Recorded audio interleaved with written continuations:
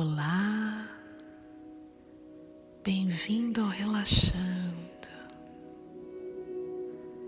Eu sou a Fabi e vou te guiar para que você descanse, relaxe e tenha um sono profundo. Vamos lá? Deite-se numa posição bem confortável. Acomode-se.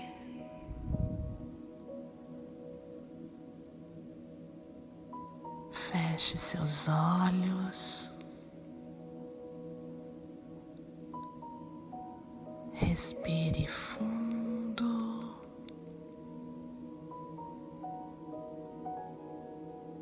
E a cada respiração que você sinta o sono chegando também, tomando conta de todo o seu corpo, desde o topo de sua cabeça até os seus pés.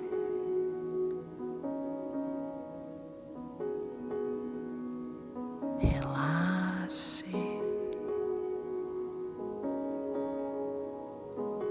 Deixe os pensamentos preocupantes, inseguros, bem longe de você nesse instante. Dê lugar a pensamentos leves, tranquilos, relaxantes. Pense agora que é o seu momento de descansar o seu corpo e sua mente.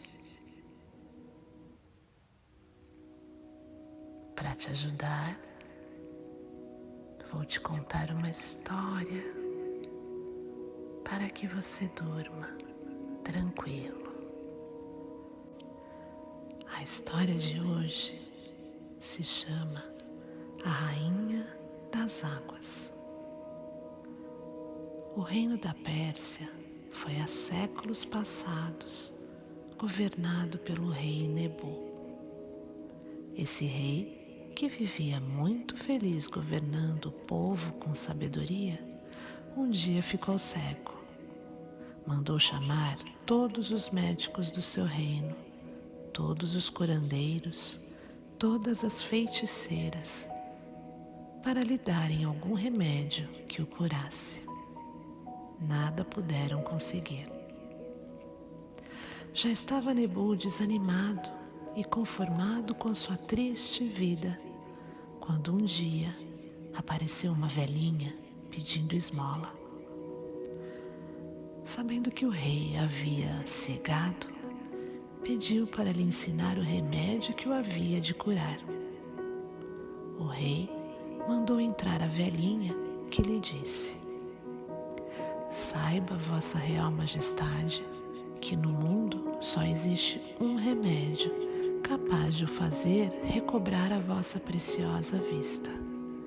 Existe num reino muitíssimo distante daqui uma fonte chamada de Rainha das Águas.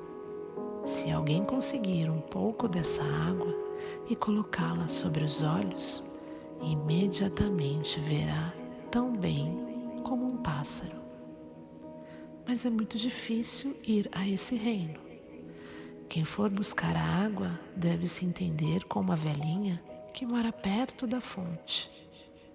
Essa velhinha é quem há de informar se o dragão que vigia a entrada da fonte está dormindo ou acordado, porque a fonte está situada atrás de umas montanhas muito altas, e se alguém for visto pelo terrível bicho, morrerá no mesmo instante."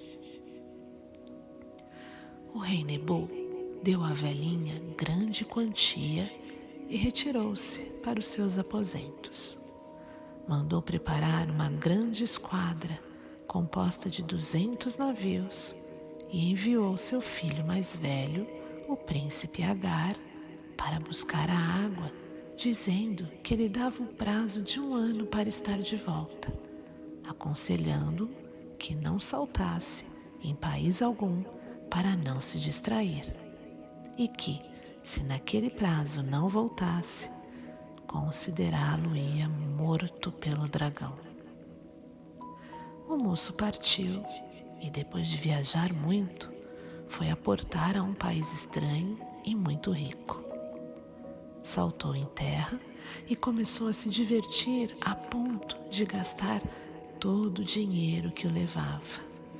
Ia contrair dívidas, pelo que ficou preso. Passando 1 ano, Nebu, não o vendo voltar, ficou triste, julgando-o morto. Mandou preparar nova esquadra de 500 navios, porque supunha que seu filho morrera na guerra que travara no reino das águas, em busca do remédio para a sua cegueira.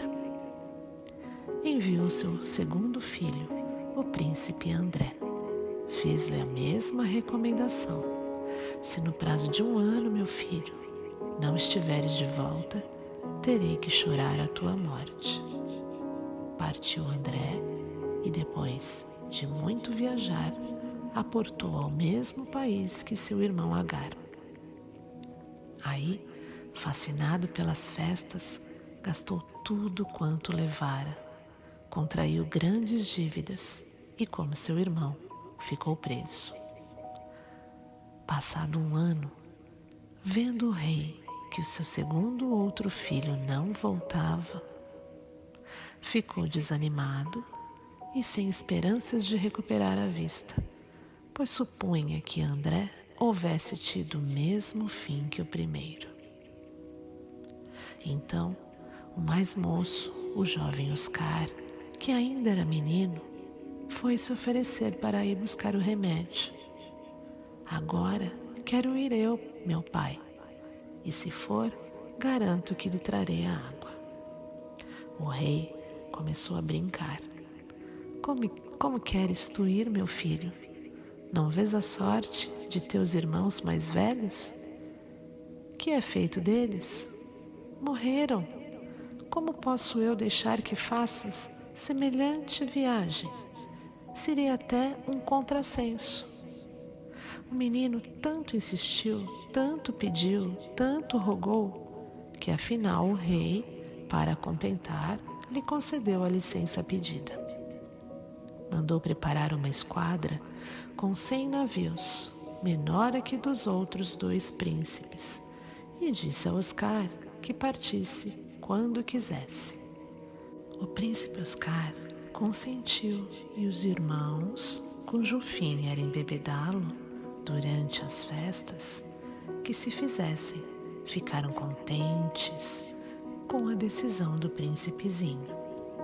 Fizeram a coisa tão bem feita que o jovem Oscar se excedeu na bebida e ficou embriagado. Os 2 irmãos, assim que o viram naquele estado, correram à mala e trocaram a garrafa da fonte por uma de água do mar. Oscar, assim que ficou bom, tratou de ver a sua mala e, como a achou intacta, não desconfiou da troca. Quando a esquadra se apresentou no porto da cidade onde vivia o rei Nebu, houve satisfação geral, sendo o príncipezinho recebido entre gerais aplausos. Assim que deitou a água nos olhos de seu pai, este ficou desesperado de dor. Então, os 2 irmãos, chamando o mais moço de impostor, trouxeram a garrafa que haviam roubado e puseram a água nos olhos do rei, que recuperou imediatamente a vista. Começaram as festas em regozijo ao grande acontecimento de haver Nebu recobrado a vista. Agar e André recebiam aplausos de todo o mundo que admirava a sua intrepidez, arriscando a vida em uma viagem tão perigosa. O rei Nebu não quis que o príncipe Oscar assistisse às festas. Mandou matá-lo, dizendo que um impostor como ele merecia ser queimado vivo. No dia em que devia começar a festa em homenagem a tão valentes príncipes, seguiu de manhã cedo para uma floresta muito longe do castelo o príncipe Oscar, acompanhado de um batalhão enorme que devia matá-lo. Os soldados, assim que chegaram no reino da floresta, tiveram pena do príncipezinho e, ao invés de matá-lo, cortaram-lhe um dedo, que foram levar ao rei Nebu como prova de sua morte. Oscar, assim que se viu livre da morte, começou a procurar a vida, porque naquele lugar tão deserto morreria de fome ou nas garras de um grande animal feroz, de que ali havia em grande quantidade. Depois de andar muito, foi ter à casa de um lavrador, a quem ofereceu os seus serviços. O lavrador, vendo aquele menino só naquele lugar deserto, tomou-o para escravo e o maltratava todos os dias. Já havia passado 1 ano, e era esse o tempo marcado pela Rainha das Águas, para o príncipe Oscar ir buscá-la e efetuarem o casamento. Não aparecendo, resolveu ir buscá-lo. Mandou preparar uma esquadra de 100 navios e partiu em direção ao reino do rei Nebu. Aí, chegando, mandou um de seus generais avistar ao rei que lhe mandasse o príncipe que 1 ano antes havia ido ao seu reino buscar a água de uma fonte que lhe havia de restituir à vista, e que, tendo o príncipe lhe prometido casamento e não voltando, ia à sua procura. Mandava dizer ainda que, se o príncipe não viesse, arrasaria a cidade em meia hora com os poderosos canhões de sua esquadra. Nebu, à vista da intimação, ficou aflito e mandou que o príncipe Agar fosse a bordo se apresentar à princesa. Chegando a bordo, ela disse: "Homem atrevido, como tens coragem de aparecer aqui?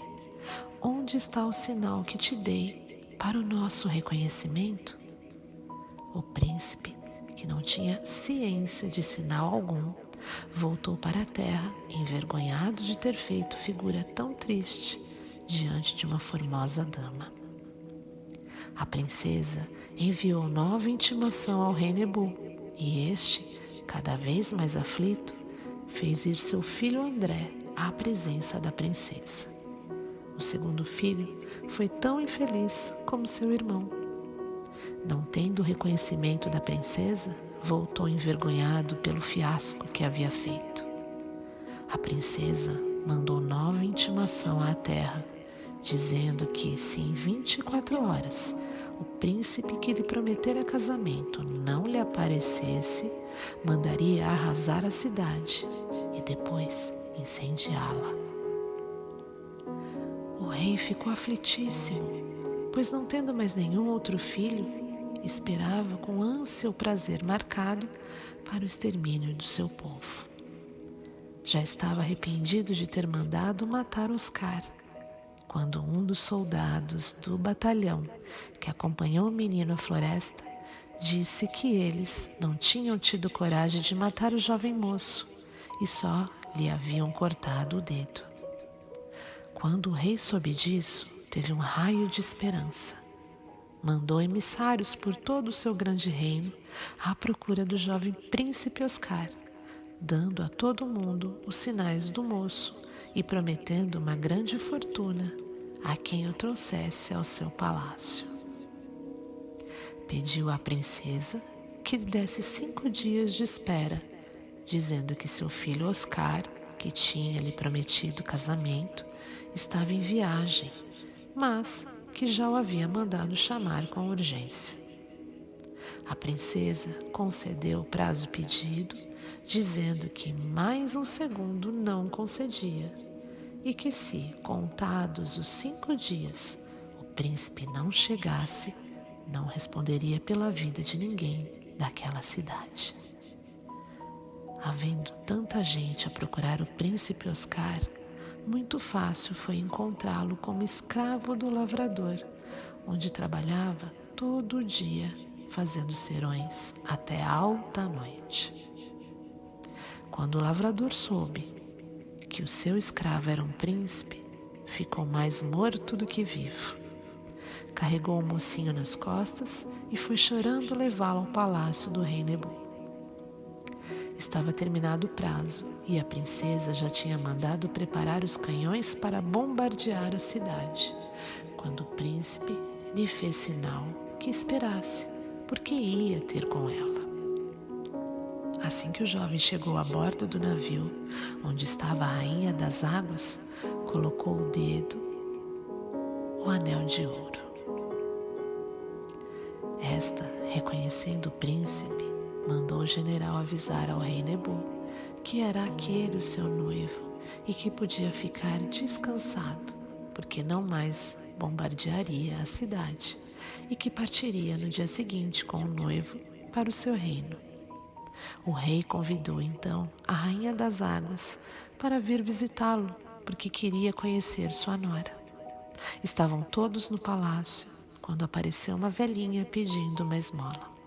Oscar, vendo que era a mesma que lhe tinha ensinado o remédio para seu pai recuperar a vista, voltou-se para a noiva e disse: "É esta velhinha formosa princesa a quem devo a felicidade de me casar e de ver meu pai com a vista que tinha perdido." A rainha das águas voltou para o seu reino e casou-se com Oscar, que ficou sendo o rei que governava o país mais rico e mais formoso do mundo. Essa foi a história de hoje. Espero que você tenha gostado e espero que você tenha bons sonhos, bom sono, boa noite.